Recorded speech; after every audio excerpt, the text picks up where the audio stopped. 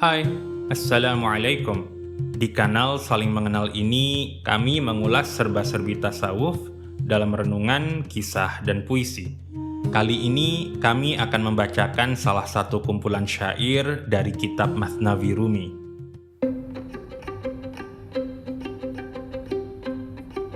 Pernah terpikirkah dalam benakmu, apa perbedaan antara mukmin asli dan palsu? Ketika apakah manusia bisa memiliki kepekaan rohani yang tajam bagai pisau? Siapakah yang bisa membimbing manusia itu agar ia sampai pada Tuhan yang Esa dan Satu? Apakah yang hendak dilaluinya ketika ia berjalan menuju puncak gunung itu?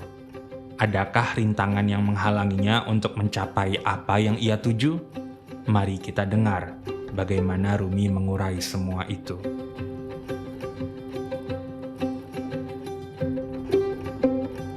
Orang munafik sholat berjamaah dengan orang yang taat pada Tuhan, namun demi perselisihan, bukan demi permohonan.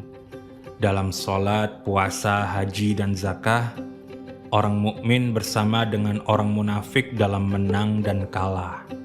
Pada akhirnya, kemenangan hanya datang kepada yang beriman saja, sedangkan kehidupan berikutnya untuk orang munafik adalah binasa.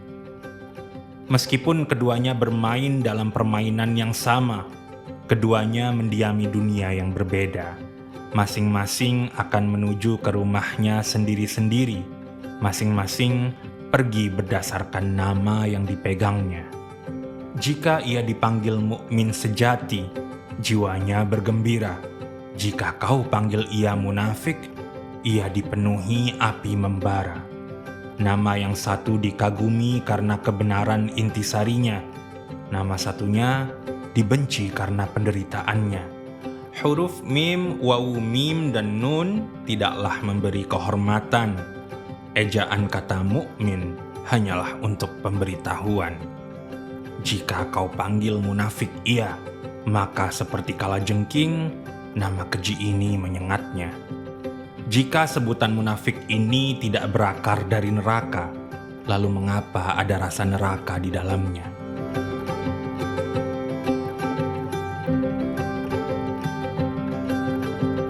Kebusukan nama bukanlah dari huruf-hurufnya. Pahit air laut bukan berasal dari bejananya. Huruf-huruf adalah seperti bejana. Bejana menampung air, huruf menampung makna. Lautan makna segala keberadaan ada di sisi Tuhan. Wa indahu ummul kitab, dan di sisinya terdapat sang ibu kitab. Di bumi ini ada laut yang pahit dan ada laut yang manis.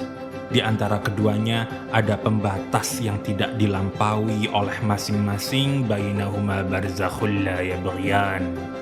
Ketahuilah bahwa keduanya mengalir dari satu asal yang sama. Lampauilah keduanya dan pergilah menuju asalnya.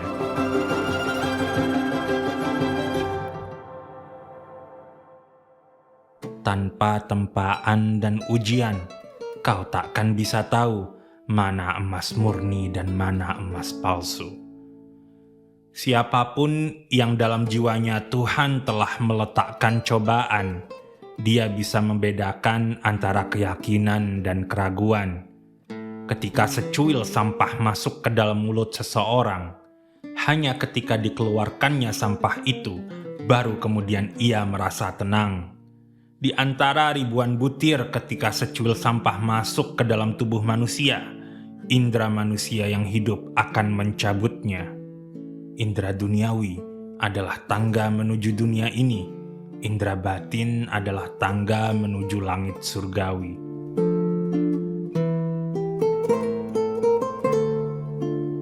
Carilah kesehatan indera duniawi dari seorang tabib. Carilah kesehatan indera batin agama dari sang Habib. Jika kesehatan indera duniawi tumbuh dari kesegaran tubuh, kesehatan indera batin tumbuh dari kehancuran tubuh. Jalan ruhani memang menghancurkan tubuh, namun setelah menghancurkannya, ia membangunnya kembali dengan kesejahteraan utuh.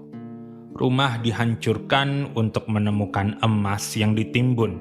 Lalu dengan emas itu rumah yang lebih baik hendak dibangun. Putuskan aliran air dan bersihkan salurannya, agar air yang bisa diminum mengalir darinya. Potonglah kulit dan keluarkan panah yang menghunusnya, agar kulit baru tumbuh lagi di atasnya. Benteng dihancurkan dan diambil dari orang kafir, lalu ratusan menara dan kubu pertahanan dibangun besar. Siapa yang bisa menggambarkan tindakan-tindakan Tuhan yang Maha Suci? Keniscayaan mendesak apa yang telah kukatakan di sini. Terkadang nampak seperti ini, terkadang sebaliknya. Berkah Nabi Muhammad dalam Islam bekerja penuh dengan ketakjuban ilahi. Namun, bukan ketakjuban yang membuatmu memalingkan diri darinya. Justru ketakjuban ini membuat tenggelam dan mabuk dalam Tuhan, sang teman sejati. Wajah yang satu menghadap Tuhan, sang teman sejati.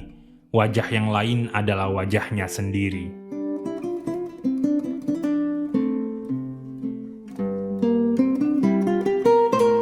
Perhatikan wajah setiap orang, waspadalah.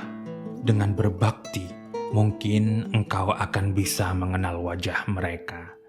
Oleh karena wajah Adam dimiliki juga oleh banyak setan, tidaklah tepat mengulurkan tanganmu kepada setiap tangan. Mengapa? Karena setan bagaikan pemburu burung yang membuat suara siulan, yang dengan siulan itu dia menjebak burung atau mangsanya dalam tangkapan. Burung itu seolah mendengar kicauan burung sejenisnya. Burung itu lalu turun dari udara dan seketika perangkap dan tombak ditemuinya. Orang jahat akan mencuri bahasa para sufi, yang dengannya ia bisa membacakan mantra kepada manusia biasa. Karya manusia yang benar adalah cahaya dan kehangatan.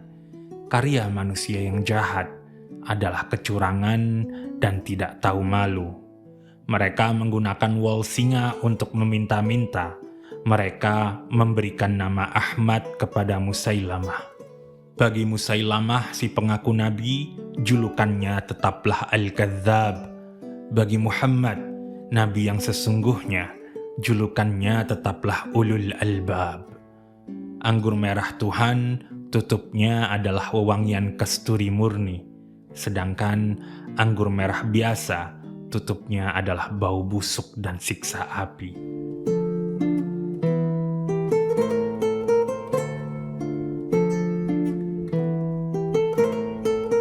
Dalam syair Matsnawi ini, Rumi mengingatkan kita bahwa orang mukmin dan munafik mungkin melakukan ritual ibadah yang sama, namun kualitas ibadah masing-masing sungguh berbeda.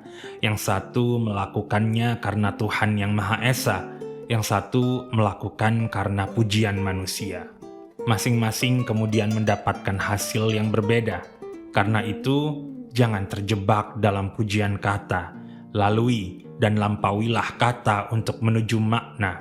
Kata mukmin adalah sekedar sebutan belaka, sedangkan makna mukmin adalah tujuannya. Menjadi mukmin sejati tidaklah mudah. Dari sisi Tuhan yang Maha Esa, Dia hendak menempanya dengan cobaan agar semakin tajam perasaannya. Dari sisi hamba, ia harus menerima dan menghadapi cobaan dengan lapang dada, agar indera batinnya terasah hingga ia melampaui keraguan dan mencapai keyakinan yang nyata. Dari sisi hamba juga, ia juga harus mencari pembimbing rohani yang ditakdirkan untuknya. Pembimbing rohani adalah kekasih Tuhan dan tabib penyembuh luka jiwa. Ia akan memberi obat pada luka, yang terkadang obat itu perih untuk jiwanya. Namun, seorang murid harus dengan lapang menerimanya, seperti Nabi Musa yang perlu bersabar pada Nabi Khidir yang adalah pembimbingnya. Seorang murid harus melakukan berbagai disiplin yang terkesan menyengsarakannya, namun sebenarnya justru membebaskannya dari kesengsaraannya. Ego diluluhkan dan perangai batin yang buruk dihancurkan dalam jiwanya. Mengenal wali Allah tidaklah mudah. Mengenal wali hanya penting untuk manusia ketika manusia itu mempunyai harapan untuk mendekat pada Tuhannya. Dengan berbakti, mungkin manusia akan mendapatkan petunjuknya. Para wali palsu ada di sekitar kita. Mereka adalah orang-orang yang mengaku-aku wali dirinya, namun isinya hanyalah setan belaka. Walhamdulillah wahdah, wa sallallahu ala sayyidina Muhammad wa alihi wa itratih, wa hasbunallah wa ni'mal wakil.